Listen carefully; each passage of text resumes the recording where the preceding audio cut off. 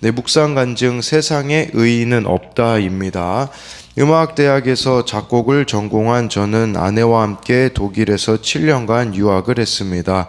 이후 고국에 돌아와 한국 사회를 보니 서유럽에 비해 돈과 권력이 사람보다 더 위에 있는 것 같았습니다. 특히 학연과 지연에 얽매인 음악계의 염증을 느낀 저는 모든 관계를 끊고 홀로 서기를 시작했습니다. 그러면서 다른 사람은 비겁하고 이기적이지만 나는 정의롭다고 자부했습니다. 당시에도 믿음 생활은 했지만 말씀을 내 뜻대로 하려는 합리화의 수단으로만 삼았습니다. 그러다 보니 저는 과거 일본 총리가 일제의 만행을 부인했을 때 이 사실을 전 세계에 고발하리라는 생각으로 일본군 위안부를 주제로 한 오페라를 제작했습니다. 그리고 국내외 고위급 인사들을 초청해 공연하기도 했습니다. 이처럼 인본주의적 기계가 하늘을 찔렀던 저는 그 사람들에게 인정을 받게 될 것이라고 생각했습니다. 그러나 제게 큰 일을 한다고 말하면서도 점차 저를 경계하는 사람들이 많아졌습니다. 나는 옳고 남은 틀리다는 교만으로 꽉 차 있기에 주변 사람들이 저를 불편하게 생각했던 것입니다. 그뿐만 아니라 저는 교회에서도 말만 하고 행동하지 않는 교인들을 무시하며 특히 신실해 보이는 사람을 이중적이라고 싫어했습니다. 스스로 믿음이 있다고 여기며 예수님을 밀어내고 자기 유익을 취하는 유대인들의 모습이 딱 제 모습이었습니다. 그러다 결국 제 불에 지친 저는 사람들에게 외면당하다가 아내의 인도로 말씀 묵상을 하는 공동체에 속하게 되었습니다. 그리고 그곳에서 구속사의 말씀을 들으며 믿는 사람으로서 세상에 나가 뭔가 해보겠다는 허울 좋은 명분 아래 인정받고 싶은 마음과 나의 유익을 숨겨왔음을 깨닫고 회개했습니다. 좀 더 일찍 큐티하는 삶을 살았더라면 하는 아쉬움도 있지만 지난 시절이 있었기에 이제라도 제 모습을 객관적으로 보게 되었다고 생각합니다. 나의 의로움과 인본주의를 회개하게 하시고 진정한 예배를 드리도록 성전이 나를 깨끗하게 해주신 주께 감사드립니다. 적용하기입니다. 작곡하기 전에 그날 큐티 말씀을 생각하며 감사 기도를 드리겠습니다. 아내와 주말마다 규칙적으로 배드민턴을 치게 했습니다. 네, 오늘 말씀 제목은 둘러 엎어져야 할 나와 너라고 잡은 이유는요, 내가 하나님 앞에서 예수님이 내 안에 계시는 게 성전이거든요. 이 지금 요한복음에서 말하는 성전은요, 그렇게 되기 위해서는 예수님이 내 안에 사시기 위해서 둘러 엎어져야 될 부분이 있어요. 그게 바로 어제 말씀이었었던 거죠. 그 가나 혼인잔치에. 그렇다면 오늘은 이제 우리입니다. 우리. 이 교회도요, 예수님이 사시기 위해서 둘러 엎어져야 되는 것이거든요. 그래서 나와 너라고 잡은 것은 우리를 말하는 것이거든요.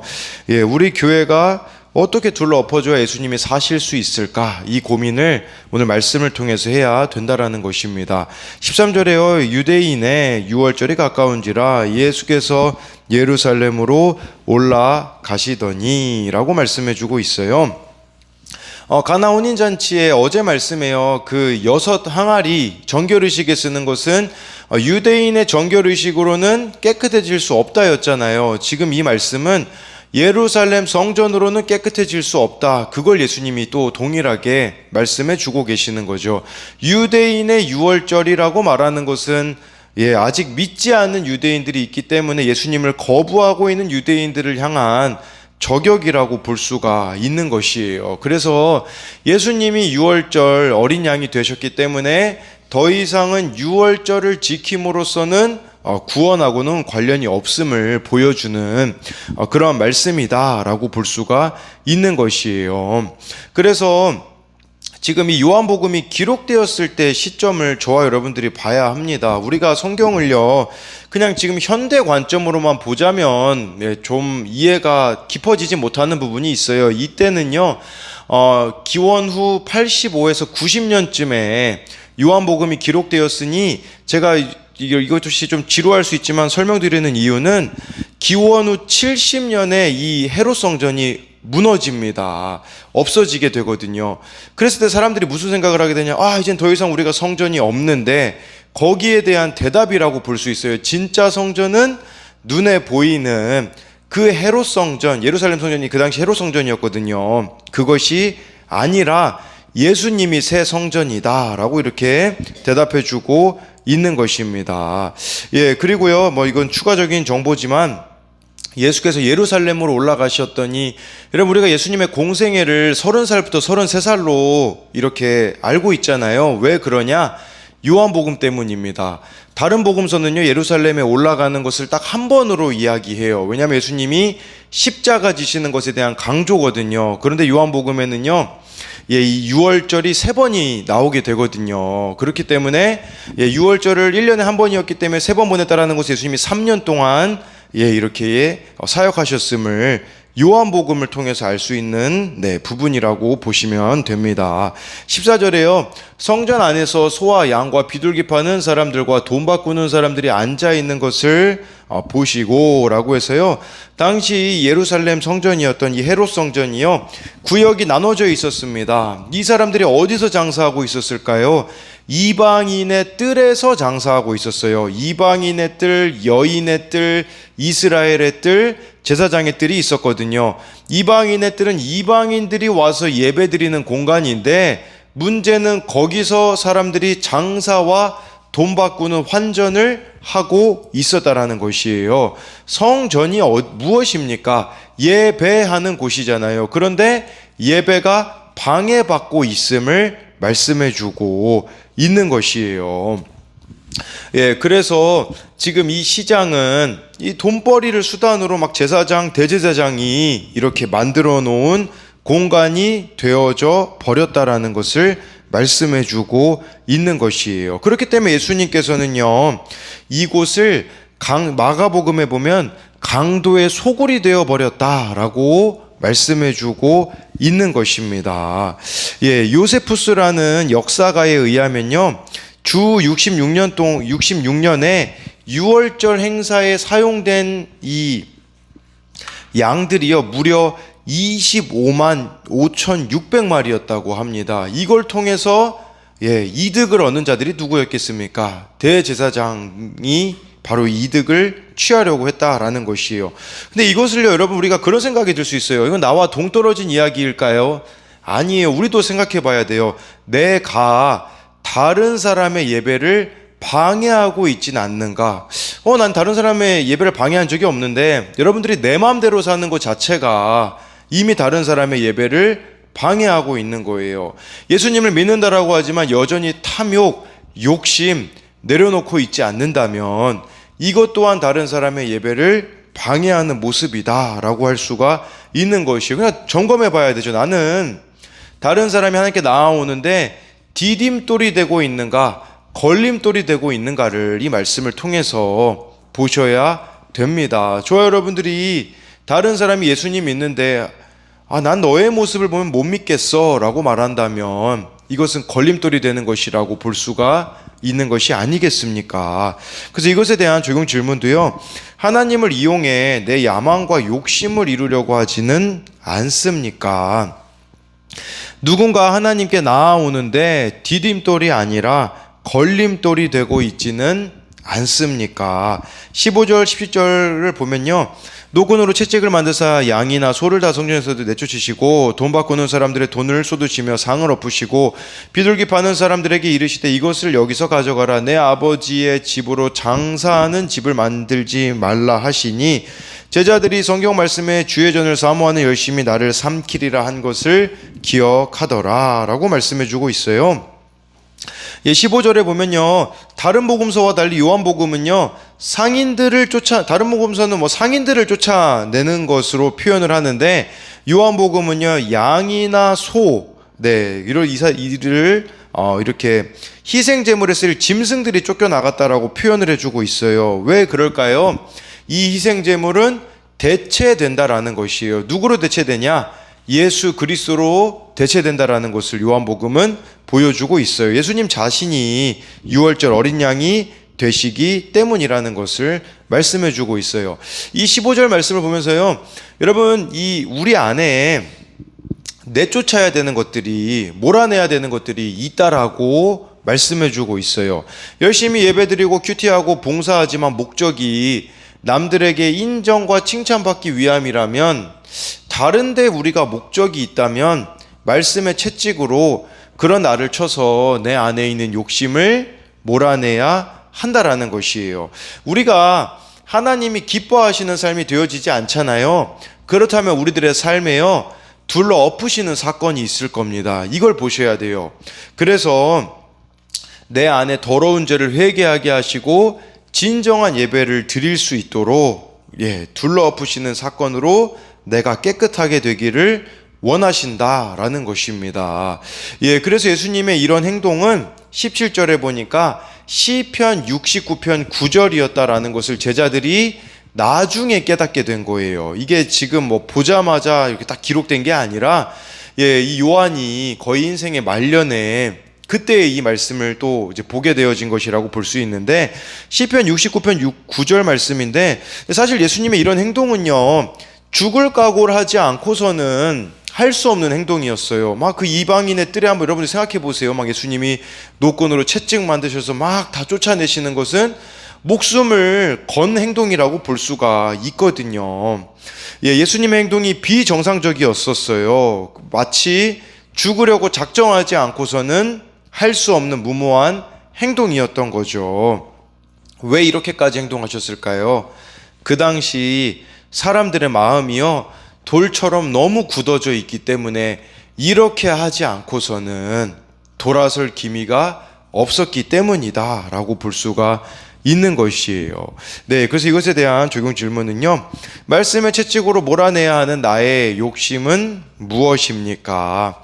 예수님이 죄로 더러워진 나를 둘러 엎으신 사건은 무엇입니까? 18절에요. 이에 유대인들이 대답하여 예수께 말하기를 내가 이런 일을 행하니 무슨 표적을 우리에게 보이겠느냐라고 말씀해 주고 있어요. 이 말씀은 뭐냐면요, 쉽게 말씀드리면요, 무슨 권세로 이렇게 대제사장이 허락한 일을 함부로 지금 금하겠느냐라는 것이에요. 그러니까 쉽게 말하면요, 내 밥그릇 건들지 말라는 것이에요. 그래서 자신의 이익만 생각하고 돈과 권력에 이들이 맞들려 버렸기 때문에 정말 예수님이 하시는 이 일들을 도무지 이해할 수가 없는 거예요. 우리도 그런 거 아니겠습니까?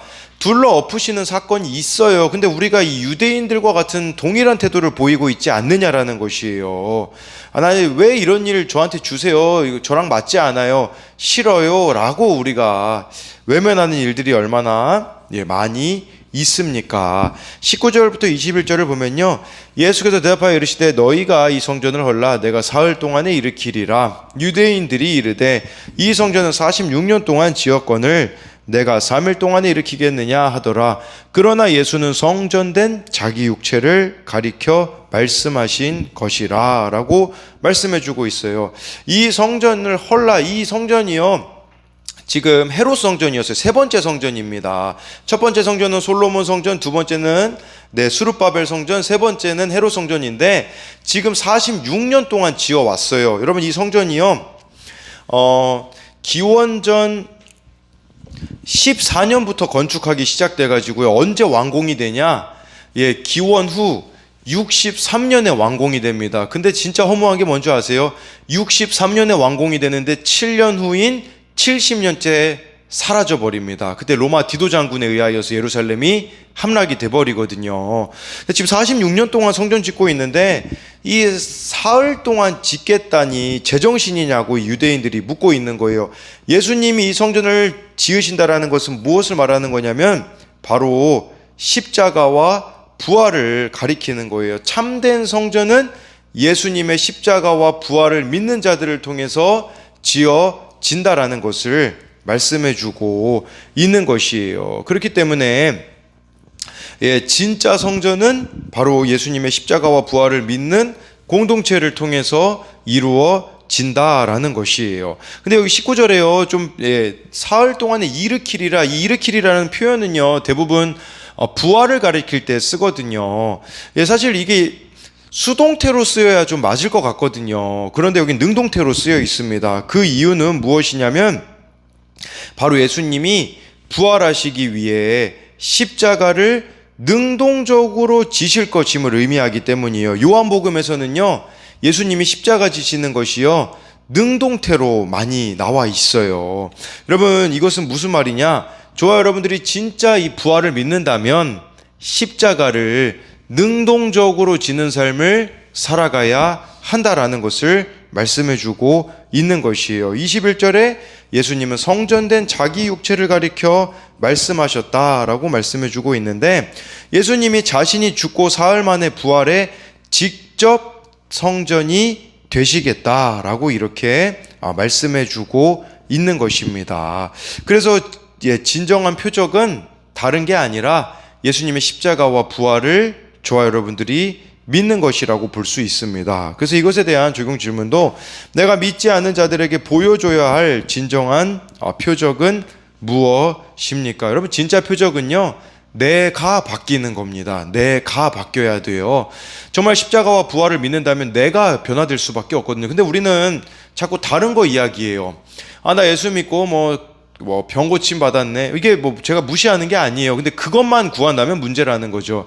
잘 되었네. 이런 거죠. 세상적으로 성공했네. 그게 아니라, 저와 여러분들이 내가 예수님을 믿음으로 변화된 것이 무엇이 있는가, 이거를 이야기하는 겁니다. 22절에요. 죽은 자 가운데서 살아나신 후에야 제자들이 말씀하신 것을 기억하고 성경과 예수께서 하신 말씀을 믿었더라. 그 당시는요, 못 깨달았다라는 거예요. 제자들도요. 근데 예수님이 십자가에 죽으시고 부활하시고 성령이 그들에게 임하자 이 모든 것들이 다 해석이 되어졌다라는 그런 의미라고 볼 수가 있는 것입니다. 네, 그래서 이것은 우리들에게 지금 이 요한복음 2장은 우리들에게 두 가지를 말씀해 주고 있어요. 하나는 어제 가나 혼인잔치는 무슨 말이냐면, 그것은요, 내가 깨끗해져야 된다라는 거거든요. 예수님을 통해서 내가 새로워져야 된다라는 의미가 있다면, 오늘 말씀은 교회를 향한 것이라고 볼 수 있어요. 어제 말씀은 신랑이신 주님을 사랑하는 사람이 되어서 나 스스로가 거룩한 성전이 되어줘야 된다라는 의미라면, 오늘 말씀은 이 교회가 진짜 예수님이 거하실 만한 곳이 되고 있는가, 이걸 저와 여러분들에게 묻고 있는 것이에요. 그렇게 되기 위해서 우리들에게 필요한 것은 무엇일까요? 말씀을 기억하고 믿는 것이거든요. 근데 여러분, 예수님 믿는다라고 하는데요, 말씀 안 읽는 사람들 너무 많아요. 믿는 게 아니에요. 여기 나와 있잖아요. 제자들이 말씀하신 것을 기억하고 성경과 예수께서 하신 말씀을 믿었다라는 것은, 우리가 말씀을 읽지 않는데 어떻게 회개하겠습니까? 내 안에 어떻게 예수님이 거하시겠습니까? 이 교회 가운데 어떻게 예수님이 거하시겠습니까?